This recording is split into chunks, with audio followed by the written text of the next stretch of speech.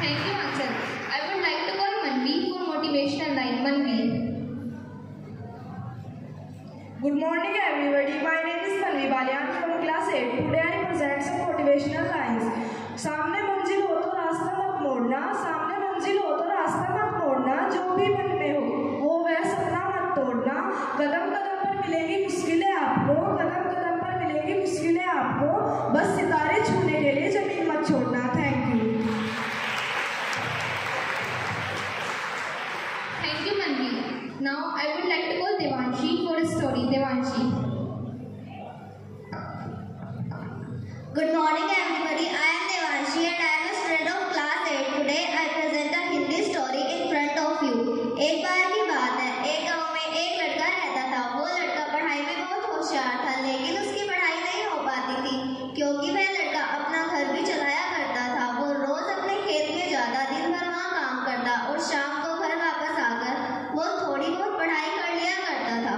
अब जब वो लड़का 12वीं क्लास में गया तो सभी गांव वालों को ये लगा कि वह हमारे गांव से यही लड़का 12वीं में फर्स्ट आएगा, क्योंकि गांव वालों को भी पता था कि वह लड़का पढ़ाई में बहुत होशियार है। तो 12वीं का एग्जाम आया, उस लड़के ने एग्जाम दिया और जब 12वीं का रिजल्ट आया तो वो लड़का किसी कारण से एक सब्जेक्ट में फेल हो गया। जब गाँव वालों को ये बात पता चली तो सारे गाँव वाले उस लड़के को ताने देने लगे और उसका मजाक उड़ाने लगे।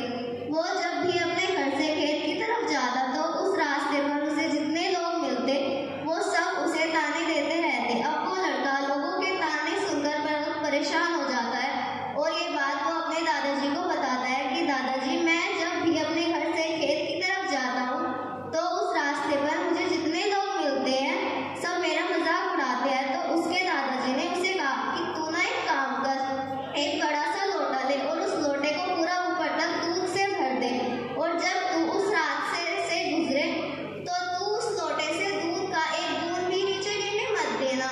लड़के ने एक दिन वैसा ही किया। वो जब उस रास्ते से दूध का लोटा लेकर निकला तो उसका सारा फोकस उस लोटे पर इतना था कि उसे लोगों की आवाज़ सुनाई नहीं दी। वो इतने ध्यान से उस लोटे को लेकर चल रहा था कि उस लोटे से दूध का एक भी बूंद नीचे नहीं गिरी।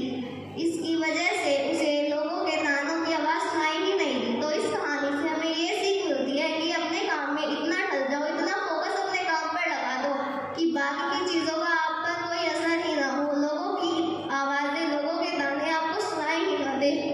जैसे कैमरा होता है जो सिर्फ अपने सब्जेक्ट पर फोकस करता है, बाकी सारी चीज़ों को वो ब्लर कर देता है।